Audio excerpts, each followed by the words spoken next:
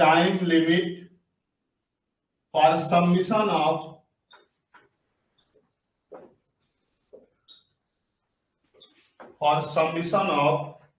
application for renewal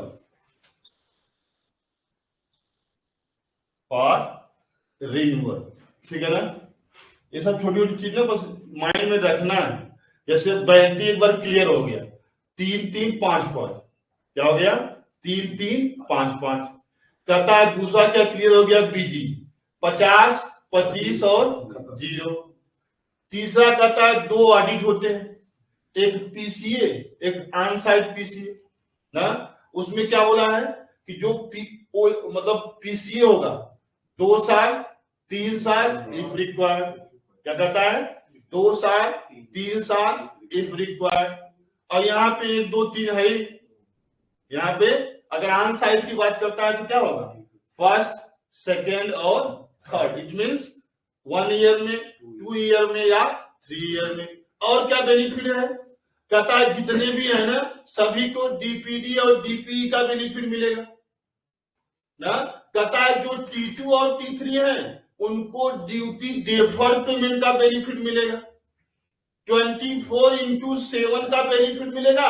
और कहीं कोई एमओटी चार्ज नहीं की जाएगी, जिसको क्या कहते हैं, मर्चेंट ओवर टाइम। क्या बोलते हैं, मर्चेंट ओवर टाइम ना। अब यहां लिखना T1 T2 T3 और LO।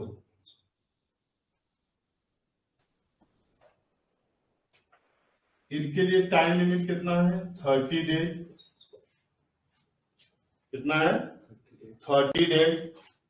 इनके लिए कितना है, 60 डेज। इनके लिए कितना है, 90 डेज। और यहां पे भी कितना है, मतलब ये सब जानते क्या कहता है, एक्सपायरी होने से बिफोर। तो टाइम लिमिट कितना है, 30 डेज 60 डेज 90 डेज और 90 डेज। ठीक है, एलो का फुल फॉर्म क्या है, फुल फॉर्म जान क्या करो, उसका नाम है। अच्छा एलो, और उसका फुल फॉर्म जो ही बना लो। दूसरा कहता है कि मान लो क्वेश्चन आ जाए कि किसी का स्टेटस अगर मान लो रिवोक कर दिया गया।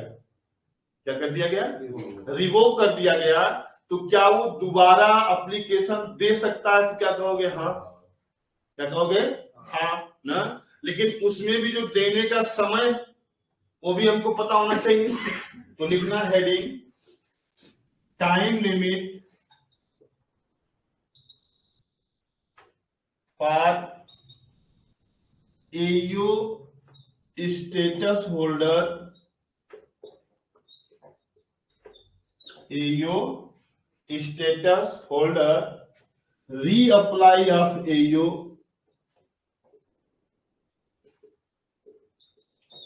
reapply of AU status after the same is revoked।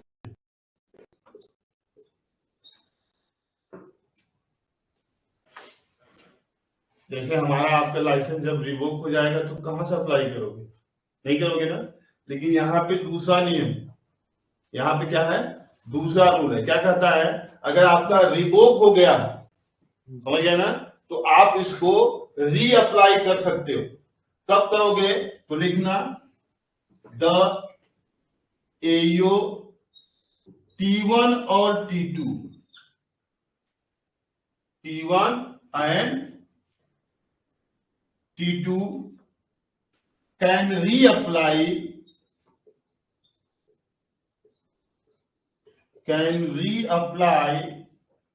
only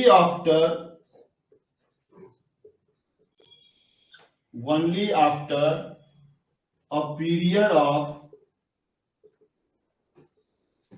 1 year, कहां से, from the date of revocation. कहां से, from the date of revocation.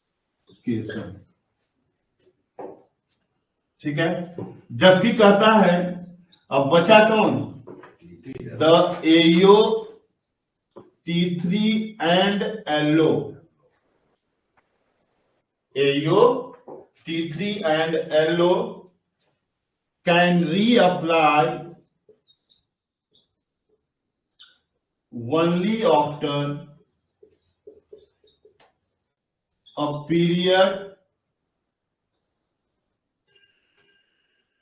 of 3 years from the date of revocation।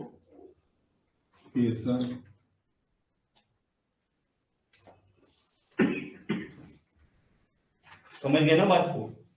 मैं तो कहीं अगर ऐसा क्वेश्चन पूछा जाए कि क्या रीअप्लाई हो सकता है, तो उसका आंसर हम क्या कहेंगे, यस।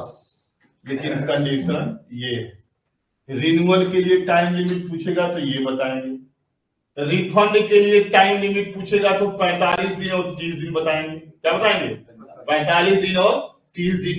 T1 के लिए कोई टाइम लिमिट नहीं लिखा है। इन्वेस्टिगेशन के लिए पूछेगा तो कहेंगे 6 से 9 महीना, 6 महीना, 6 महीना। कहता है डिस्प्यूट रिसोल्यूशन के लिए पूछेगा तो 6 मंथ 6 मंथ 6 मंथ ना। ड्रॉबैक डिस्पर्स के लिए पूछेगा तो क्या कहते हैं, विद इन 72 आवर्स। समझिए ना बात को। तो ये हमको पता होना चाहिए। Subscribe to our channel